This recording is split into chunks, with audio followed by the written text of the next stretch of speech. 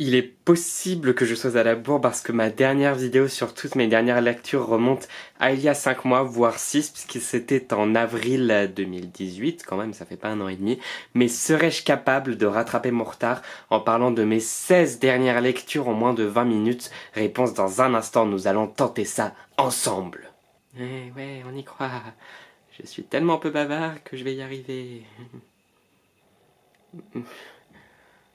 Et d'ailleurs, je commence par vous présenter un livre que j'avais oublié de vous présenter dans ma dernière vidéo de mes dernières lectures. Il s'agit de Les Étrangers d'Éric Pessan et Olivier de Solminiac, qui est paru à l'École des Loisirs, qui est un court roman dans lequel on suit l'histoire de Basile, un adolescent qui se retrouve le temps d'une nuit par hasard mêlé à une histoire de migrants. Il vit dans le nord de la France et de rencontre en rencontre un peu étrange, il va se retrouver voilà, dans une course haletante pour sauver des migrants qui ont été capturés. On va aussi le voir se réinterroger sur sa propre vie et son rapport aux migrants et au monde qui l'entoure. Et c'est bien écrit, c'est juste dans le sens où c'est très réaliste, et même s'il y a un côté haletant et thriller, ça reste voilà une histoire vraiment réaliste, comme je le disais. J'ai trouvé qu'il y avait quelques fulgurances poétiques, mais que dans l'ensemble, c'était un roman à l'écriture fluide et efficace, où chaque mot semblait exactement être mis à la bonne place. Et ce qui est vraiment étonnant, c'est qu'en fait, c'est deux écrivains qui ont écrit cette histoire-là en s'envoyant les chapitres chacun leur tour, et on ne voit pas du tout la différence entre les chapitres.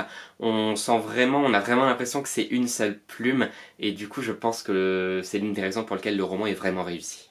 J'ai enchaîné avec 2 lectures que je devais hier pour l'escale du livre où j'ai animé des rencontres avec des auteurs, à commencer par La Deux Chevaux la nuit de François Place qui est publié aux éditions du Sonneur dans la collection Ce que la vie signifie pour moi. François Place lui raconte ses souvenirs d'enfance, de vacances d'été qu'il passait en Corrèze avec sa famille, et il raconte ce monde-là, il raconte la Corrèze, il raconte les gens qui vivent là-bas, il raconte la campagne. Et il le raconte avec une justesse qui est tout simplement bouleversante. C'est dans une grande simplicité puisqu'il s'agit juste de portraits, de descriptions, de paysages. Il le fait avec une sensorialité, une justesse et aussi une tendresse qui sont vraiment très émouvantes.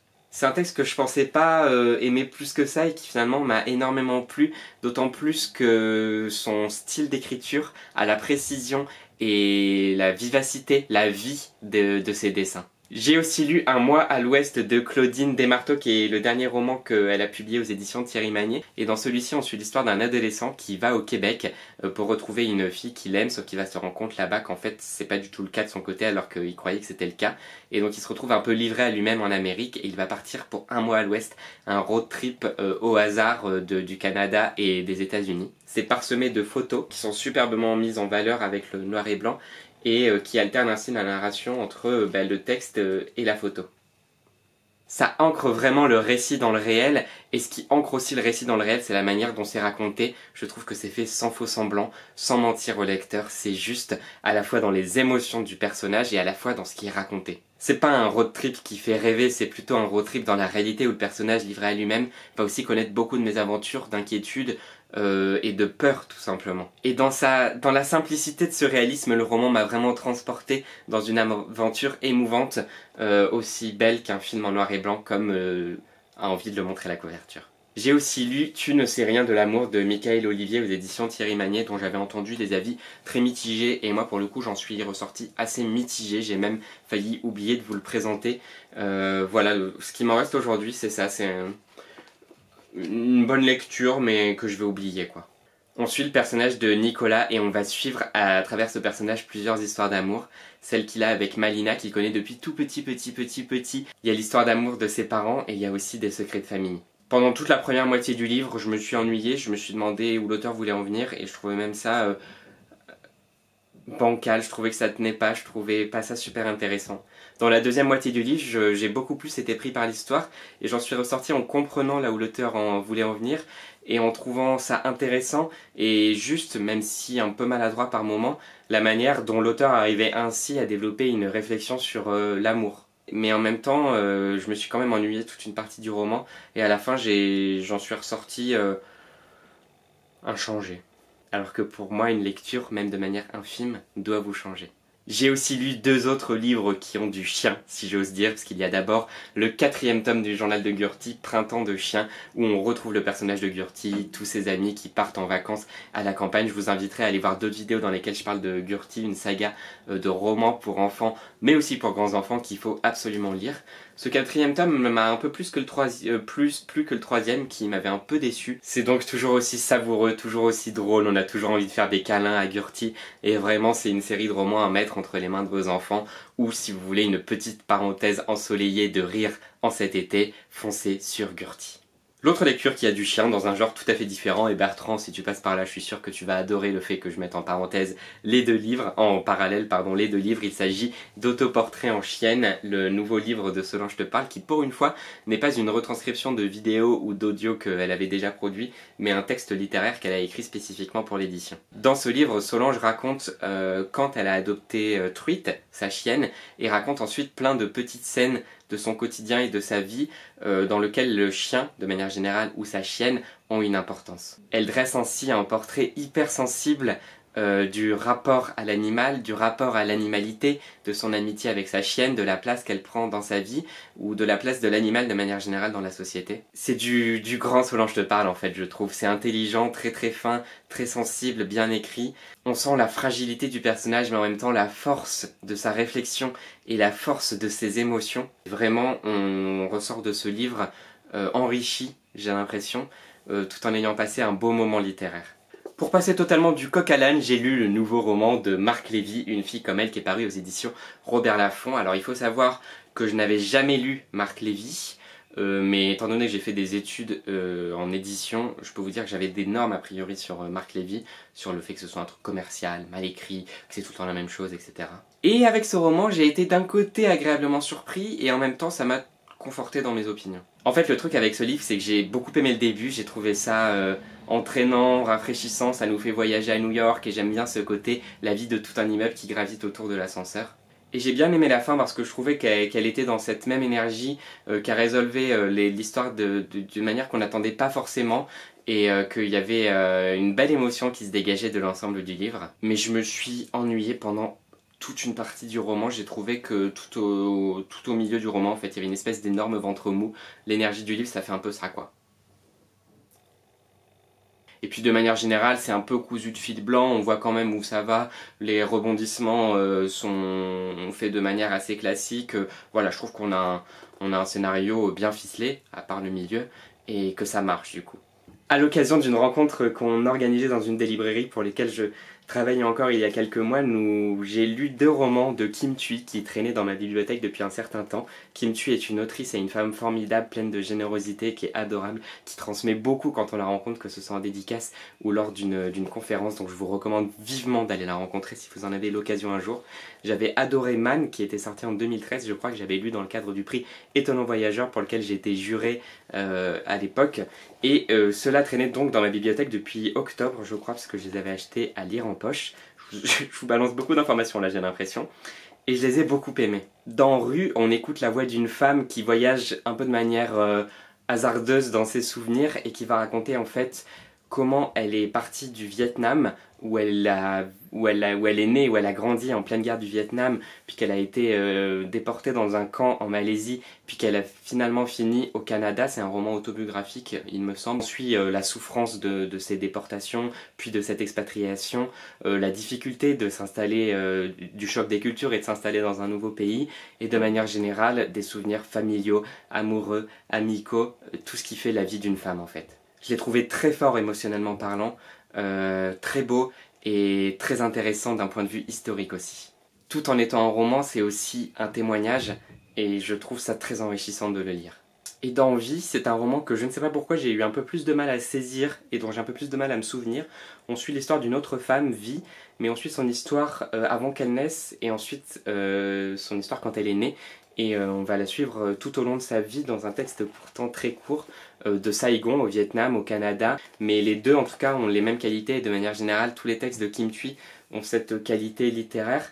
En fait c'est souvent des chapitres très courts qui racontent des souvenirs par bribes et avec une écriture très sensorielle. Kim Thuy raconte entre autres ses histoires avec les sons, les odeurs, la cuisine qui est très importante dans ses livres, le goût. Elle raconte aussi des anecdotes sur la linguistique, sur la langue, sur les recettes de cuisine encore une fois.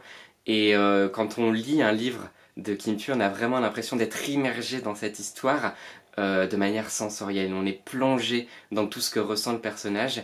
Et c'est peut-être parce que les souvenirs naissent aussi des sens, et du coup je pense à Rue où elle raconte des souvenirs, et c'est aussi sans doute, comme elle l'expliquait dans la rencontre où je l'ai accueillie en librairie, parce que il y a aussi une question dans la langue où en fait au Vietnam et de manière générale en Asie je crois, la langue parle beaucoup par image et par sens, alors que en Occident on a, en tout cas en France, on a un rapport beaucoup plus linguistique, beaucoup plus logique par les sons à la langue. C'est peut-être un peu flou ce que je dis, mais c'est super intéressant d'entendre parler de ça. Je pense que vous pouvez facilement trouver des interviews où elle en parle sur internet, et ça explique sans doute l'écriture très sensorielle et très belle de Kim Thuy.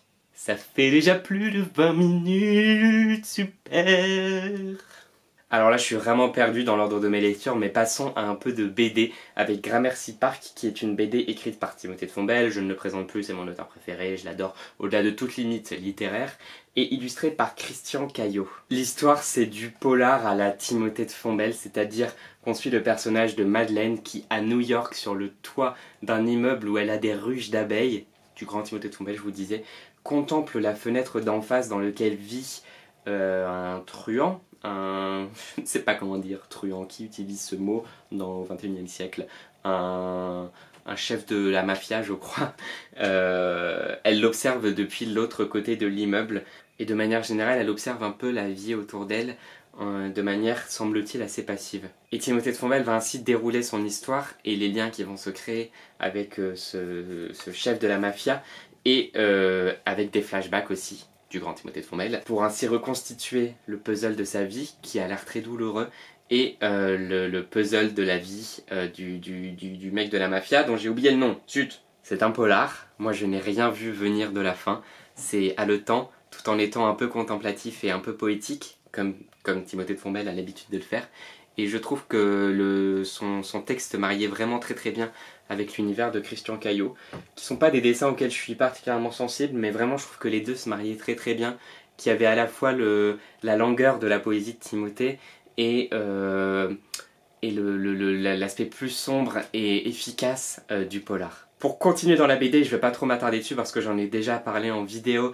et notamment dans ma dernière vidéo, mais je vous invite vraiment à lire les 2 tomes déjà parus de la série Les 5 mondes, qui sont parus chez Gallimard BD, qui sont écrits par 5 personnes, qui est une grande aventure dans un univers fantasy, science-fiction, un univers dans lequel il y a 5 planètes, 5 mondes qui ont chacune un phare éteint. On ne sait pas exactement à quoi servaient ces phares, il y a des légendes mais on n'est pas sûr qu'elles soient vraies. Et on suit 3 héros dans ces 5 mondes qui sont totalement différents mais qui vont faire équipe avec une amitié un peu détonnante pour tenter de sauver ces 5 mondes. C'est coloré, les dessins sont magnifiques, l'univers graphique est hyper cohérent, il y a un côté un peu cinéma d'animation ou un peu jeu vidéo, c'est super immersif, les personnages sont très attachants. Bref, je vous recommande vivement de lire ces BD qui sont pour moi hyper enthousiasmantes, et j'ai hâte de découvrir la suite. J'ai lu Juste la fin du monde, la pièce de Jean-Luc Lagarce qui a été adaptée au cinéma par Xavier Dolan, qui est un réalisateur dont j'apprécie beaucoup le travail. C'est un peu bizarre comme expérience de lecture, puisque comme le film reprend le texte de Jean-Luc Lagarce, en fait c'était difficile de se séparer de l'image des acteurs et de la justesse, parce que pour moi la justesse de leur jeu est tout simplement incroyable, de leur jeu. Mais du coup j'ai vraiment adoré redécouvrir ce texte sur le papier et simplement par la langue, sans avoir les images, de le redécouvrir, de m'en faire ma propre interprétation dans la tête. C'est aussi intéressant de voir que en fait le texte est construit, ce qu'on ne sait pas forcément dans le film comme on ne voit que l'interprétation, comme de grands monologues avec des retours à la ligne très nombreux, et on sent vraiment le caractère haché des grandes tirades des acteurs. On sent que les personnages ont du mal à s'exprimer, qu'ils ne trouvent pas les mots, qu'ils parlent beaucoup, mais pour finalement ne pas s'exprimer. On sent que l'émotion, que les mots, que les non-dits grimpent, gagnent en puissance et deviennent finalement étouffants. Et quand la pièce se termine, rien n'a été dit en fait. Sauf peut-être le frère qui s'exprime à la fin de la pièce. Et je trouve que dans le film, ça a été modifié, qu'on sent que dans le film, on reste vraiment sur des non-dits, alors que là, je trouve qu'il y a des choses qui sont résolues, en tout cas, il y a des choses qui sont exprimées, il y a des choses qui sont extirpées par les mots. Et du coup, il y a des choses qui sont décodées. Je trouve qu'on comprend mieux certaines choses en lisant la pièce. Je dis pas que c'est un manque dans le film, parce que je pense que le film réinterprète la pièce pour amener autre chose. Mais dans le film, dans la pièce, le personnage du frère notamment prend une toute autre dimension. Et je trouve que la pièce en est encore plus puissante, mais d'une manière différente. Et après cette pièce de théâtre, j'ai lu un classique qui a pour moi été une révélation littéraire. Il s'agit de Martin Eden, qui est le roman le plus autobiographique de Jack London, semble-t-il. Mais c'était la première fois que je lisais du Jack London et j'ai vraiment adoré. Ça a été écrit à la fin du 19e siècle, mais pour moi ce roman est hyper moderne, d'abord dans son style, qui je trouve est très fluide, très efficace, et en même temps il ne s'empêche pas d'écrire des centaines de pages dans lesquelles il prend le temps d'aller fouiller la psychologie de son personnage, ses pensées et tout ce qu'il ressent. Dans le style donc, mais aussi dans les idées qui sont amenées, je trouve qu'il y a énormément d'idées que l'auteur amène sur la société, sur le monde, sur la littérature, sur l'art, qui sont hyper modernes. On y suit le personnage de Martin Eden qui, des bas-fonds de la société en tant que simple marin qui arpente le monde, va, suite à une rencontre avec une femme qui le transcende, décider de grimper dans la société, apprendre, lire, écrire et tenter de devenir écrivain. Sauf que ces idéaux de culture, d'amour, de vie, ces valeurs vont se confronter à la réalité et c'est là toute l'affaire du roman. C'est un roman à la fois très intéressant et passionnant qui amène à réfléchir, c'est un roman à la fois qui emporte et dont on a envie de découvrir la suite parce qu'on veut savoir quel va être le destin de Martin Eden, et c'est aussi un roman très émouvant parce qu'on s'attache très vite au personnage de Martin Eden, c'est juste magnifique. Dancers, le nouveau roman de Jean-Philippe Blondel, qui est un auteur que j'apprécie beaucoup, qui sort chez Actes Sud Junior pour la rentrée littéraire. Moi, Jean-Philippe Blondel, c'est un auteur que j'apprécie énormément parce que je trouve qu'il a une plume ciselée dans lesquelles chaque mot est exactement à la place où il doit être et avec lesquels il parvient à une grande justesse dans l'émotion des personnages et un grand réalisme, et je trouve que c'est un auteur très fin et très subtil. Du coup, j'attendais quand même beaucoup de ce nouveau roman et je dois avouer avoir été un peu déçu. On suit l'histoire de 3 personnages, on entend leurs différentes voix et on voit comment leurs histoires vont se croiser. 2 garçons et une fille qui sont au lycée et qui sont tous les 3 danseurs. Mais j'ai trouvé que l'auteur passait par certains schémas préconçus ou par certaines, sans pouvoir exactement les pointer du doigt, par certains clichés. En tout cas, j'ai trouvé qu'il y avait pas mal de choses qui sonnaient faux et je n'y ai pas totalement cru. Je n'y ai pas autant adhéré que les autres romans. Je n'y suis pas autant immergé. C'est pas un mauvais roman, ça reste un bon roman, mais je trouve qu'il est vraiment en dessous de certains autres romans que Jean-Philippe Blondel a écrits, notamment Double Jeu, que j'avais vraiment adoré. Et enfin, le dernier roman dont je vais vous parler dans cette vidéo, et quel roman, c'est Brexit Romance, le nouveau roman de Clémentine Beauvais, qui sort fin août aux éditions Sarbacane, et qui est vraiment génial, qui est une espèce d'opéra comique tout simplement jouissif dans lequel on suit plein de personnages. Et Clémentine Beauvais s'en sort super bien avec un roman détonnant, palpitant, pétillant, hyper drôle. Elle se moque tout autant des Anglais que des Français. Elle confronte les deux cultures l'une avec l'autre. Elle parle en fait de manière générale du choc des cultures ou de l'expatriation. Et elle amène aussi plein de réflexions, de petites remarques glissées ça et là, de discussions dans ce gros pavé de 400 ou 500 pages sur des sujets de société vraiment en lien avec l'actualité et avec des réflexions très modernes, que ce soit sur le racisme, sur l'homophobie, sur la féminité, sur le féminisme, sur la littérature, sur la société de manière plus générale, sur la politique. C'est comme Clémentine Beauvais sait si bien le faire, un roman tout aussi drôle qu'intelligent, tout aussi subtil que comique, tout aussi émouvant que palpitant, et j'ai passé un super bon moment de lecture avec ces 500 pages. Et je pense que c'est le roman le plus transversal de Clémentine Beauvais, dans le sens qu'il plaira autant aux ados qu'aux adultes. En attendant, j'espère que vous avez aussi fait de super lectures ces derniers mois et que vous en ferez de super belles cet été. N'hésitez pas à m'en parler en commentaire. Vous l'aurez compris, si vous ne deviez retenir que 2 livres de cette vidéo, c'est bien entendu Martin Eden de Jack London ou encore Brexit Romance de Clémentine Beauvais qui sort le 22 août je crois. Mais j'ai aussi une tendresse toute particulière pour ces 3 bouquins, enfin 4 bouquins si on compte les 2 tomes de la BD, et vraiment foncez. Allez, faites de très belles lectures tout le monde et surtout, portez-vous bien. Belle été.